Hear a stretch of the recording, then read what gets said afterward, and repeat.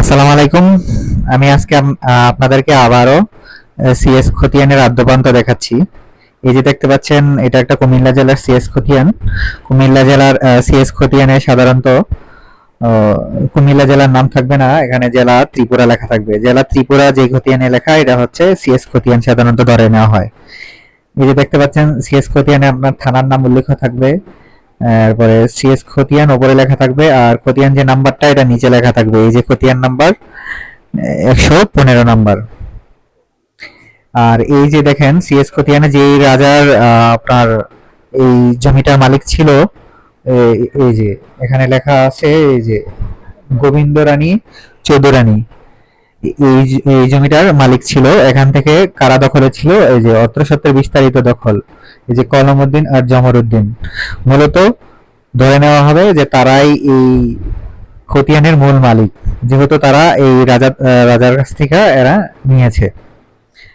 সাধারণত সিএস খতিয়ানে আপনার কে কতটুকু অংশ মালিক সেটা উল্লেখ থাকে। সিএস খতিয়ানে একটা খতিয়ানে যদি 16 আনা অংশ থাকে, সেখানে এই যে দেখতে পাচ্ছেন কমলউদ্দিন, জমরউদ্দিন, এরপর মরিয়ম বিবি, এই তিনজনে এই জমির মালিক। এরপরে দেখতে পাচ্ছেন পিছন দিক দিয়ে খতিয়ানে দাগগুলো লেখা আছে, এই যে আপনার দাগ নাম্বার। এখানে মোট কয়টি দাগ আছে? একটা, দুইটা, তিনটা, চারটা, পাঁচটা, ছয়টা, সাতটা, আটটা।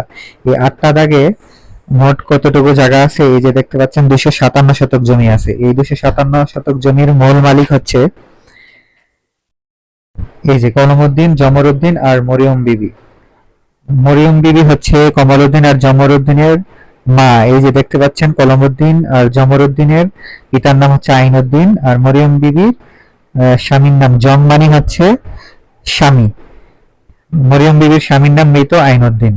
এই তিনজনে এই তাদের হিস্সা অনুযায়ী এই যে 257 শতক জমির মালিক। আজকের মতো আমি এখানেই রাখছি।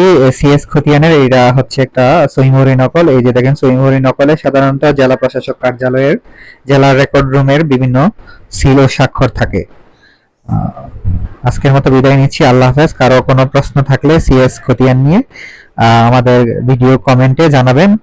আর যদি আমাদেরকে কল করে আপনারা পরামর্শ চান, তাহলে শর্ত সাপেক্ষে আমাদের দেওয়া ডিসক্রিপশনে নাম্বার দেওয়া আছে, ওই নাম্বারে যোগাযোগ করে আপনারা পরামর্শ নিতে পারেন। আল্লাহ হাফেজ।